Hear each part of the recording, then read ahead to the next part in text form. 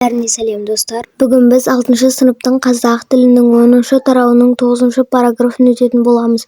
Бүгінгі біздің тақырыбымыз көшбасшылары. Бірінші тапсырмада айтылыпты, мәтіндерден негізгі қосымша ақпаратты көтерілген мәселені анықтауға бағытталған нақтылау сұрақтарын құрастырыңдар депті.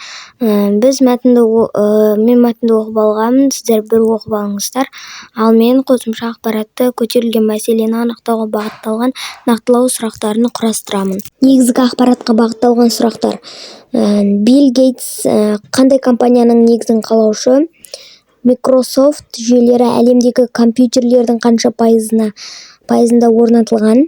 Стив Джобс Apple компаниясын қай жылы құрды? iPod қандай құрылғы? iPhone'ның басты ерекшелігі қандай болды? Енді қосымша ақпаратқа бағытталған сұрақтарды жазамыз. Билл Гейтс қайырымдылықпен айналыса ма? Билл Гейтс Forbes журналы бойынша нешінші бай адам? Стив Джобс iPad құрылғысын қай жылы таныстырды? Стив Джобстың индустриядағы жетістігін қалай бағалайсыз? Стив Джобстың ең танымал өнертабыстары қандай? Енді мәтіннің астындағы сұрақтарға жауап береміз. Дегенді қалай түсінесіңдер?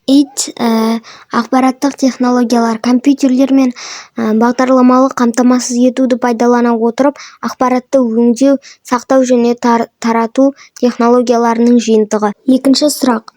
Компьютерсіз қазіргі қоғамды елестету мүмкін бе? Жоқ. Себебі компьютерлер қазіргі таңда барлық салада, медицинада, бизнесте, білім беруде, өндірісте және ғылымда маңызды рөл атқарады. Үшінші сұрақ.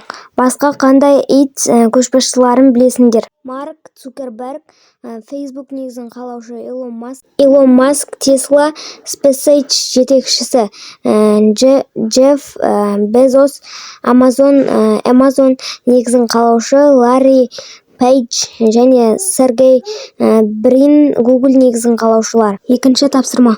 Оқылым мәтіндерін және басқа да ғаламтор деректерін пайдаланып, қосжазба күнделігін толтырыңдар. Жұпта бір-біріңмен талқылаңдар.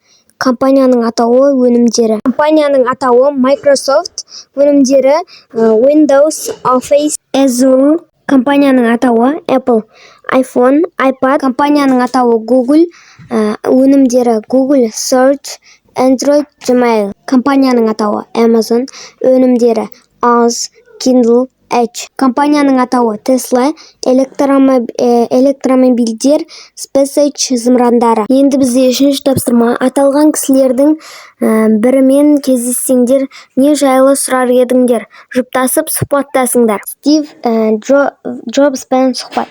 Мен, сәлеметсіз бе, Стив мырза? Apple компаниясының құрғандағы басты мақсатыңыз қандай болды? Стив Джобс. Сәлем, мен әрқаша технологияны адамдар үшін қолжетімді әрі ыңғайлы етуді армандадым. Мен, iPhone'ның идеясы қалай пайда болды?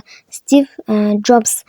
Біз пайдаланушыларға компьютердің барлық мүмкіндіктерін кішкентай құрылғыға сыйғызғымыз келді. Мен, болашақтағы технологиялар туралы қандай ойыңыз бар еді? Стив Джобс.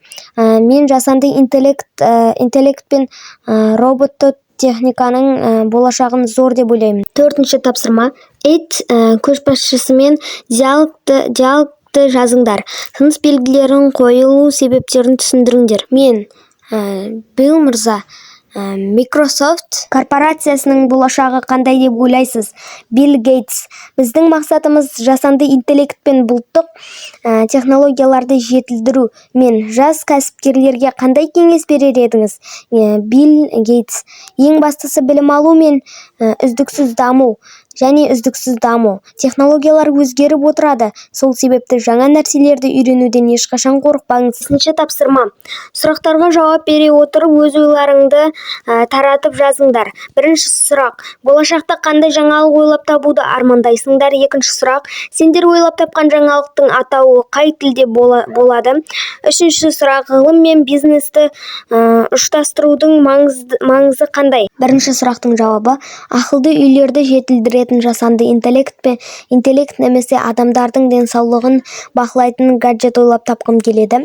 Екінші сұрақ: қазақ және ағылшын тілдеріне, себебі жаһандық нарыққа шығу үшін ағылшын тілі маңызды, ал қазақ тілі ұлттық құндылықтарды сақтайды. Үшінші сұрақтың жауабы: ғылым жаңа технологияларды дамытады, ал бизнес сол технологияларды өндіріске енгізіп, адам өмірін жақсартуға көмектеседі.